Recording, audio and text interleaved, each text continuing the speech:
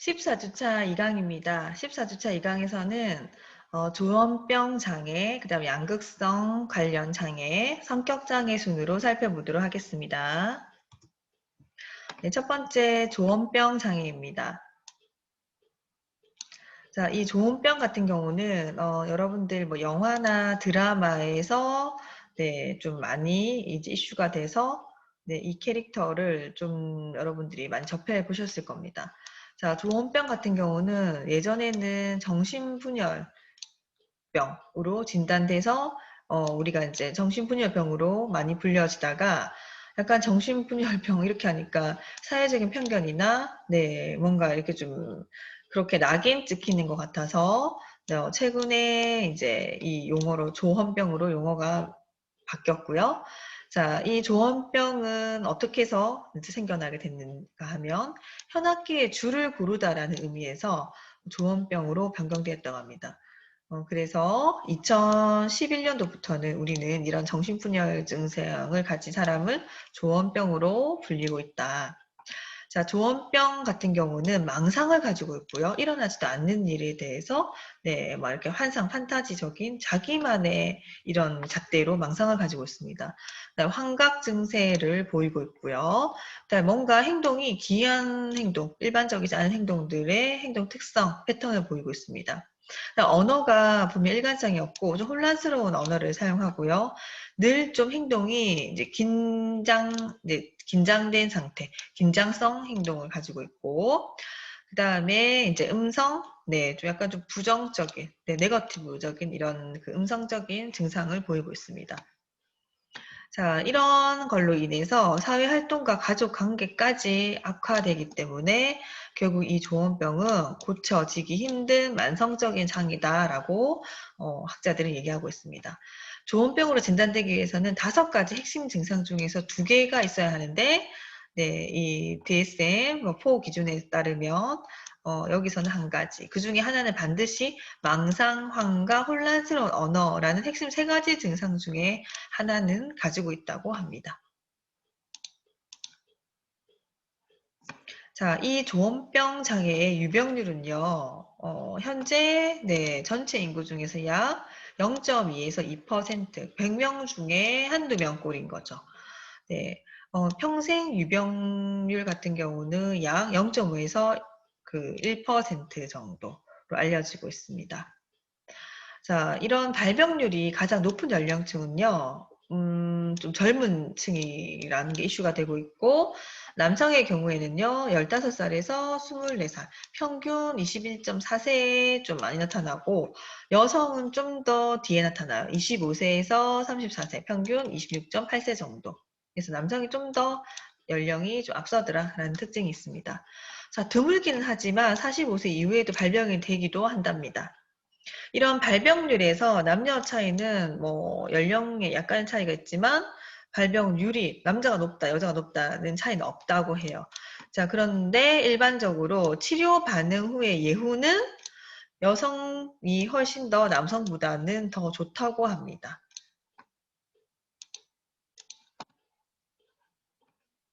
자, 과연 그러면 이 조현병 장애의 원인은 무엇일까요? 자, 아무래도 유전적인 요인이 네, 많이 작용한다라고 볼 수 있는데요.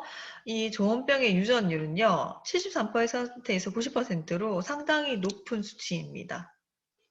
자, 부모 중 한 사람이 조현병인 경우에는 자녀가 네, 이 조현병의 확률이 그쵸? 네, 0에서 18%. 그다음에 양친이 모두 환자일 경우에는 당연히 엄청 높아지죠. 35에서 45%, 거의 50% 압박하죠. 그렇기 때문에 유전의 확률이 높다라고 네, 흔히들 해석하고 있고요. 그 다음에 이제 2번째, 도파민 가설입니다. 자, 이런 그 증상 같은 경우는 아무래도 네, 도파민의 영향이다라고 학자들이 흔히들 많이 설명하고 있는데, 네, 전체 원인 가설 중 가장 지배적인 가설이 바로 도파민 가설이다라고 설명하고 있습니다.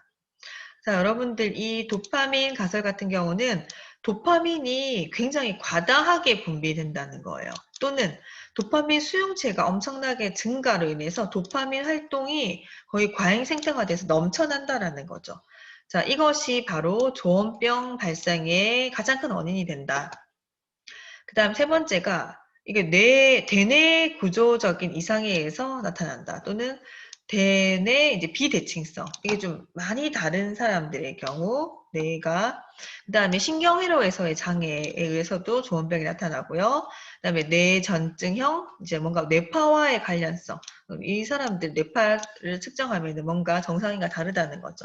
그 다음에 뇌 분비계 의상으로 인해서 뭐 발생한다. 이렇게 다양하게 여러 원인들이 복합적으로 제기되고 있습니다. 자, 심리적인 요인도 무시 못하는데요. 자, 프로이드는 이제 그 심리 성적 발달 단계상 구강기, 학문기에 뭔가 고착이 있는 사람들이 이후에 성인이 됐을 때 조현병으로 이어진다라고 설명하고 있습니다. 자아가 굉장히 심한 결함으로 인해서 타인과의 사이에서 갈등을 굉장히 많이 겪을 때, 좌절을 겪을 때 이런 정신 내적인 갈등을 견디지 못하고 적절하게 방어 기제가 작동하지 못했을 때 조현병이 유발된다라고 심리적인 요인을 설명하고 있습니다. 어쨌든 이런 것들이 복합적으로 다 이렇게 결합돼서 나타난다고 조현병 장애는 해석할 수 있습니다. 그 다음에 또 다른 원인들이 작용하는데요. 이런 정신사회적인 요인도 조현병 장애를 유발한다. 자, 유전적인 고위험에 있는 사람이 환경적인 위험에 노출됐을 때 훨씬 더 정신병 발병이 쉽다는 것이 알려져 있는데요. 바로 환경적인 요인에는 유아기 시절에 가지고 있는 트라우마가 이후에 작동해서 나타나는 것. 그래서 이제 유아기 시절을 굉장히 잘 보내야 된다라는 것을 학자들은 얘기하고 있습니다. 그 다음에 사회 환경적인 요인 같은 경우는 중요한 요인은 가족 요인이 대표적입니다. 그래서 가족 내에서의 이런 자녀에 대한 양육 태도 너무나 지나치게 이제 강압적인 분위기라든지 권위적인 거라든지 체벌이 있었다든지 이런 것들이 조현병 장애의 원인이 된다고 하고요. 의사소통, 부모 관계들에서 자녀에게 상당히 많은 영향을 미칠 수 있습니다. 자, 특히나 이제 리만이라는 학자는 조현병을 유발하는 어머니라는 표현을 사용하기도 했기 때문에 이 뭔가 어머니의 행동 특성, 그런 인격, 어머니의 행동 패턴 이런 것들이 아예 자녀의 조현병을 유발한다라고 아예 낙인 찍힌 이런 표현을 쓰기도 했습니다. 그 다음에 스트레스에 굉장히 취약한 사람들, 스트레스 취약성 모델을 들기도 하는데요. 영아기 이전에 뇌 발달에 이상을 가져올 수 있는 어떤 요소가 작용을 해서 비정상적인 신경 발달이 이제 일어난 상태에서 태어난다는 거예요. 그래서 어떤 개인의 이런 조현병에 대한 특별한 이런 어떤 부분에서의 취약성이 바로 유발해서 조현병 장애를 유발한다. 자, 취약성을 가진 사람이 사춘기를 지나서 성인기에 접어들면서 환경적인 스트레스 받게 되면 그 부분에 발현된다라고 해석되고 있습니다. 자, 그러면 이러한 조현병 장애의 진단, 주요 증상은 어떤 것들이 있을까요?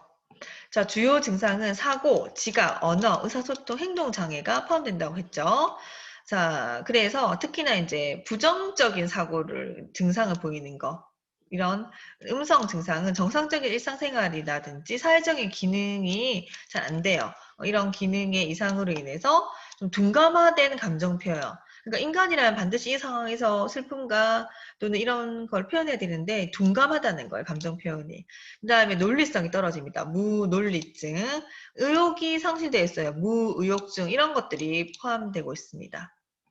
자, 특히나 조현병 대표적인 증상 중에 하나는 망상입니다. 그러니까 엉뚱한 자신만의 이런 망상을 가진 이런 표현들을 많이 하고 있고요. 그 다음에 환각 상태, 외부 자극이 없는데도 불구하고 뭔가 일어났다, 막 판타지적인 이런 이상한 얘기들을 잘못 지각해서 하는 경우. 행동적인 이런 증상은 전반적으로 조금 와해된 왜곡된, 그쵸? 좀 과한 행동과 말. 그 다음에 행동 패턴이 좀 비정상적이에요. 그 다음에 늘 이렇게 좀 긴장된 상태에서의 행동을 하는 거. 그 다음에 이제 음성 증상 같은 경우는 아까도 설명드렸던 것처럼 정서적인 표현이 굉장히 감소되고 의욕이 없어요.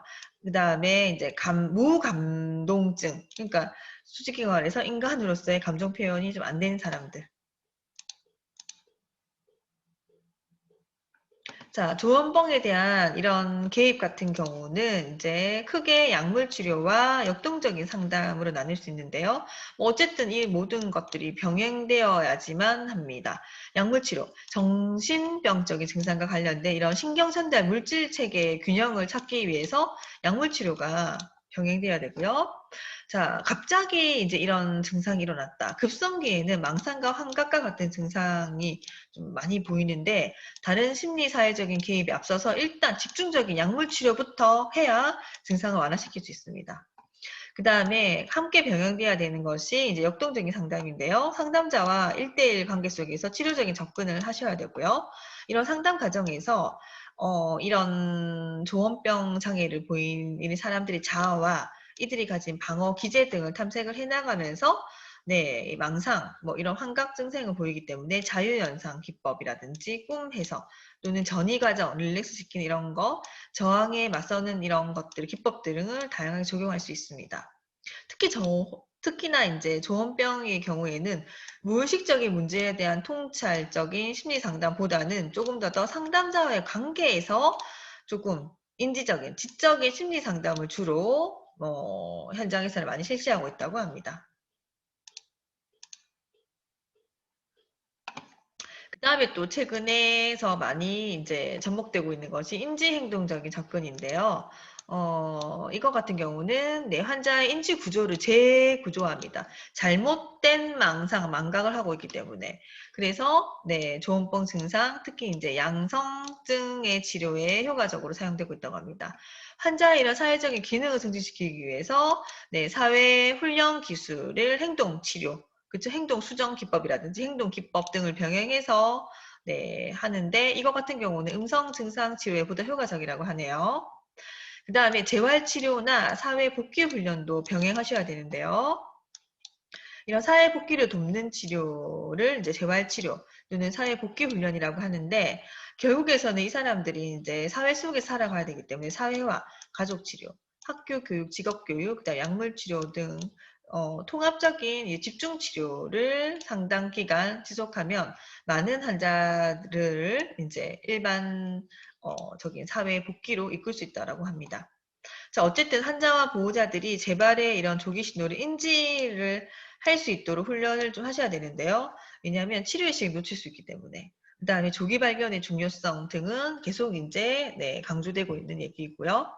그 다음에 직업 치료를 활용해 보는 것도 최근에는 좋은 방법이라고 알려져 있습니다.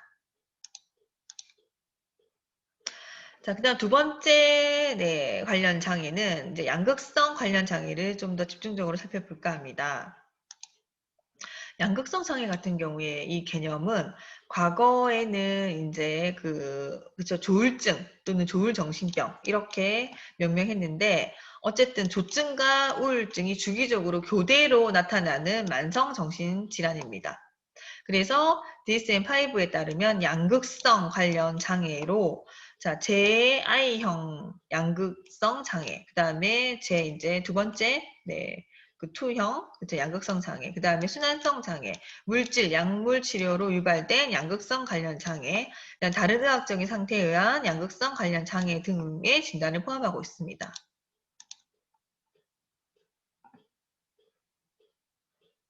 자, 이런 양극성 관련 장애 같은 경우에 이제 유병률은요, 국제적으로는 이제 제1유형 양극성 장애 발병률, 유병률은 0.6%, 그 다음에 제2형 양극성 장애의 유병률은 0.4% 해서 제1 양극성 장애 유병률이 2배 정도 높다고 볼 수 있고요.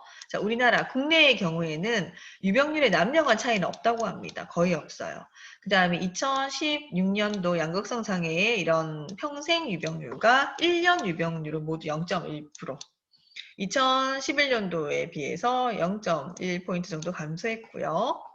그 다음에 2016년도 남녀 1년 유병률은 각각 0%, 0.3. 그쵸? 그래서 2011년도에 비해 비교해 볼 때 남성은 0.2포인트 감소, 여성은 0.1포인트 정도 증가했다는 거. 자, 어쨌든 이런 양극성, 그쵸? 이런 관련 장애는 10대 후반에서 30대 초반에 주로 발생하는 것이 특징이라고 합니다. 자, 뭐 조증, 뭐 조울증, 그다음에 이제 조증과 우울증이 이제 이게 막 왔다 갔다 같이 겹쳐지는 거, 양극성 관련 장애. 이것의 원인을 살펴보시면요. 정신장애와 마찬가지로 명확하게 밝혀진 발병 원인이 없다는 것이 특징이고요. 특히나 크게 생물학적인 요인, 심리적, 사회적인 요인이 복합적으로, 포괄적으로 고려하는 것이 바람직하다라고 학계에서는 얘기하고 있습니다. 자, 진단 및 유형은요. 제1유형 양극성 장애는 조증과 우울증 교대로 나타나는 장애를 얘기하고, 자, 이런 양극성 장애의 DSM-5 기준에 따르면 기분, 무드뿐만 아니라 활동성, 액티비티, 이들이 보이는 활동성과 에너지의 이런 그 양의 변화를 측정하고 있습니다. 그 다음에 두 번째, 네, 제2형, 그쵸, 양극성 장애 같은 경우는 우울증과 경조증이 교대로 나타나는 경우예요. 적어도 하나는 경조증 사파 또는 하나의 주요, 그쵸, 우울증 사파가 있었을 때 우리는 제2형 양극성 장애라고 불리는데 DSM-5 기준에 따르면 경조증의 기간은 7일에서 적어도 4일 이상이 으로 완화시켰다고 합니다. 그래서 4일 이상 나타나면은 이렇게 네 양극성 장애 2유형이다라고 보는 거죠. 임상적으로 보면 1차적인 양상이 이제 우울 사파인데요. 이런 병세와 경과 중에서 가벼운 조증 사파가 간혹 끼어드는 형태로 나타나고 있습니다.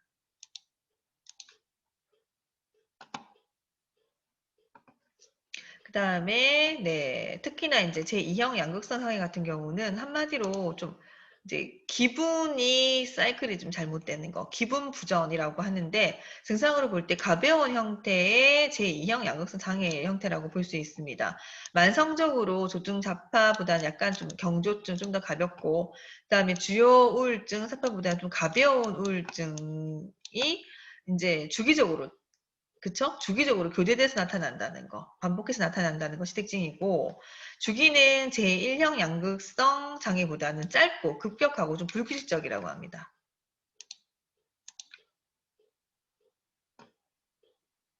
자, 이런 양극성 관련 장애의 입원, 약물 치료, 어떻게 우리가 개입을 할지 보시면 심각한 조증 상태에서는 입원 치료가 반드시 필요하고요.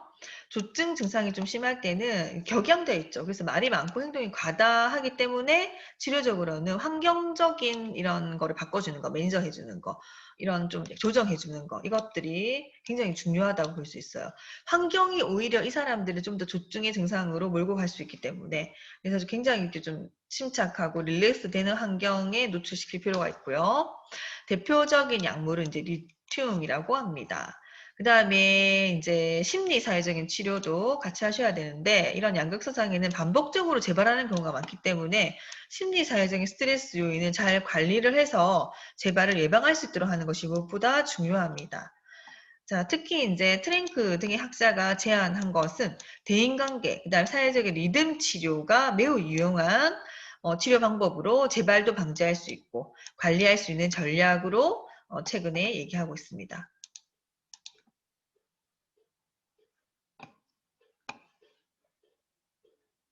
그 다음에 가족 교육이 이 양극성 관련 장애에 필요한데요. 가족을 대상으로 해서 질환에 대한 정확한 지식과 정보를 좀 전달을 해주자. 자, 이렇게 되면 이런 양극성 관련 장애에 대한 가족의 태도를 변화시키고 오히려 이 질병을 잘 관리할 수 있도록 도와준다. 자, 이 양극성 관련 장애 같은 경우는 재발이 굉장히 빈번하기 때문에 회복기에서 다시 증상기로 발전하는 기간에 반복적으로 나타날 수 있습니다. 그래서 심리사회적 스트레스 요인과 대처하는 방법에 대해서 가족을 대상으로 교육하는 것이 훨씬 이 환자 치료에서 효과적이다. 초기에는 가족만을 대상으로 교육과 상담을 진행하고 중기나 이렇게 접어들면 환자의 증상이 개선되면 가족이 모두 참여하는 가족 상담 치료로 도움을 줄 수 있습니다.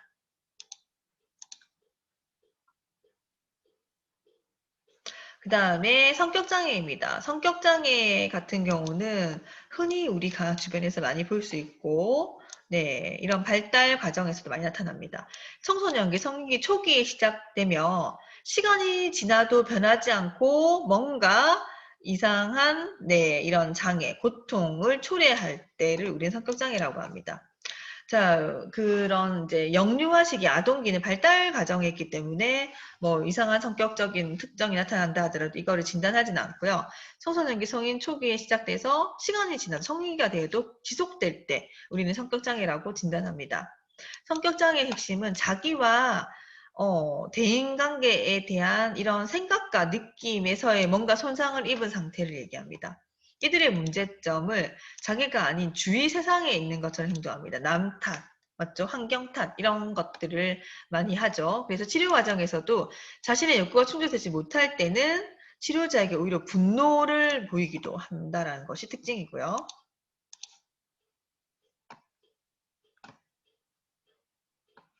자, 크게 성격장애 같은 경우는 편집성 성격장애와 그 다음에 조언병 아시죠? 그래서 조현성 성격장애로 나누고 있는데 첫 번째 편집성 성격장애는 타인이 악의에 찬 동기를 가지고 있어서 뭔가 자기를 이렇게 힘들게 하고 뭐 하는 불신하는 태도에서 발생을 합니다. 늘 타인을 의심하고 불신하는 태도가 이미 이 사람한테 깔려 있다는 거예요.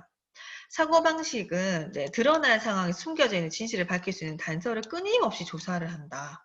그러니까 굉장히 좀 피곤한 유형이죠.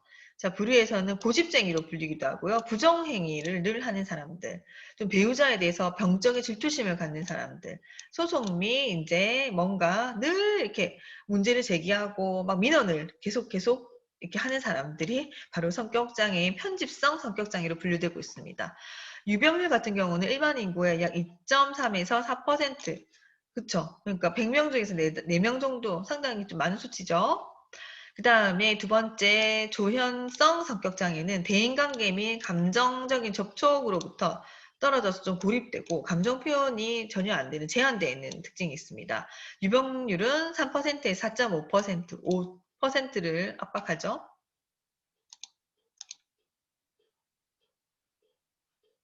그 다음에 이런 그 조현형 성격장애 같은 경우 세 번째 분류는 조현병과 유전적 영성을 보이는 성격장애입니다. 그래서 조현형 성격장애 환자는 대인관계에서 떨어져 있으려는 모습과 또는 엉뚱하고 좀 이상한 괴이한 사고를 하고요. 그 다음에 인지 또는 지각이 왜곡되어 있다는 것이 특징입니다. 이 사람들은 사회적인 격리, 제한된 이런 정도, 대인관계에서 의심을 보이고요. DSM-5 기준에서는 네, 성격장애 범주에도 포함이 되고 또는 조현병 스펙트럼 장애를 같이 포함하기도 합니다. 유병률은 0.6에서 4.6%좀 높은 수치죠.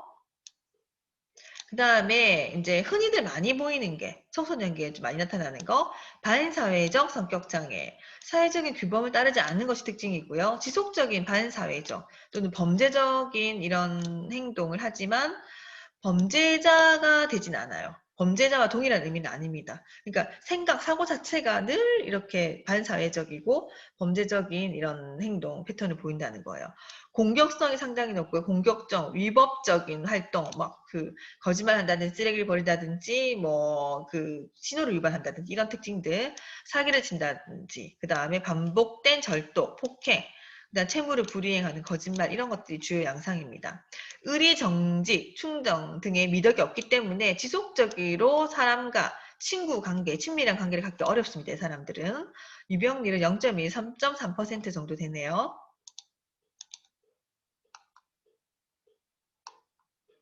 자, 앞에서 좀 헷갈리시면 안 되는 게 조현성 성격 장애와 그쵸. 이 사람들은 감정 표현이 제한되어 있고 접촉으로부터 떨어져 있고 그러니까 약간 좀 혼자만의 세계를 가진 사람들이라고 한다면 세 번째 조현형은 조현병 앞에 배우셨죠. 이들의 특성과 굉장히 유사한 것을 얘기합니다.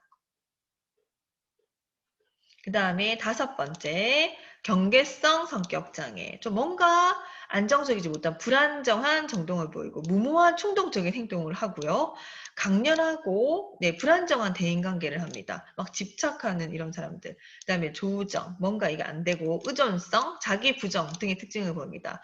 일반 인구의 이 사람들의 비율은 상당히 높네요. 그래서 1.6에서 5.9%, 6% 정도 압박하고 연극성 성격 장애. 이게 뭐 최근에 좀 이슈가 돼서 많이 나오고 있는데 주변의 관심을 끌기 위해서 행동하는 거.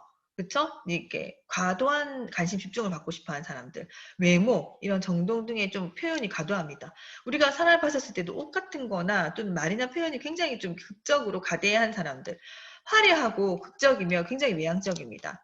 감정의 깊이가 없고 대인관계 역시도 뭔가 목적지향적인, 표면적인, 성실하지 못한 특징이 있습니다. 유병률은요, 1.84% 정도 되네요.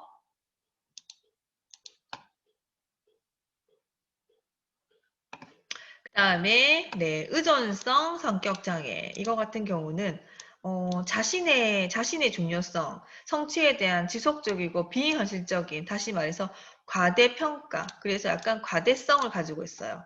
이 사람들은 이제 굉장히 좀 거만하고 이제 특권의식 가지고 있고 관심이나 숭배받고자 하는 욕구 등이 좀 지나친 사람들이에요. 그래서 반사회적인 성격장애와 마찬가지로 공감 능력이 부족합니다. 굉장히 자기 중심적인 거만, 특권의식, 그러니까 누군가 나를 우대해야 돼라는 이런 욕구가 굉장히 강한 사람들. 6.2% 정도 유병률이네요. 그 다음에 여덟 번째 회피성 성격장애는 강한 감정이 일어나는 상황이나 사람을 두려워해서 회피합니다. 그래서 또 그러면서도 개인 관계를 강렬하게 마음으로는 원하는데 실제적으로 이제 사회성이 떨어지기 때문에 너무나 이 사람과 관계하고 싶은데 실제로 만나고 하는 걸 두려워하는 사람들. 자, 사회 활동이 억제되어 있고요. 부적절감, 부정적인 평가에 대한 과민한 이제 증상을 좀 보입니다. 유병률은 2.4% 정도 되네요.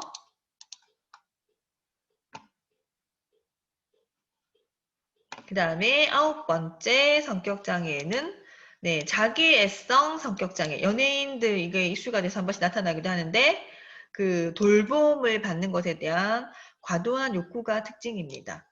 그래서 일반적으로 복종적이거나 타인으로부터 지시를 좀 받으려는 사람들. 자, 그래서 지속적으로 확인합니다. 사랑을 늘 갈구하거나 뭐 이런 거. 자, 이 사람들의 특징은 열등감이나 자기 불신 또는 피암시성, 그 다음에 인내심 결여 이런 모습들을 좀 보이기도 하고요. 자, 특히나 요 자기애성 성격장애 같은 경우는 여성에 더 좀 많으나 성비가 좀 비슷하다는 결과도 있다고 합니다. 이거는 측정하는 척정 도구에 따라서 좀 다르게 나타난다고도 볼 수 있고요. 자, 열 번째, 네, 강박성 성격장애. 우리 약간 조금 이렇게 좀 집착하시는 분들, 좀 뭔가 이렇게 좀 고도의 그 정신적인 일을 하시는 분들은 이런 거 있을 수도 있습니다. 강박성 성격장애. 융통성과 개방성이 결여돼서 좀 완벽주의적인 사람들, 결벽증 이런 거 대표적인 거고요. 통제, 정리정돈이 좀 심각하다라는 특징을 보이고 이 사람들은 감정을 표현하는 데서 좀 제한적이고 네, 굉장히 질서정연하고 어떻게 보면 좀 인색하고 완고한 모습의 형태로 나타납니다. 유병률은 1.1에서 7.9%, 8%, 100명 중에 8명 정도 상당히 많은 수치죠.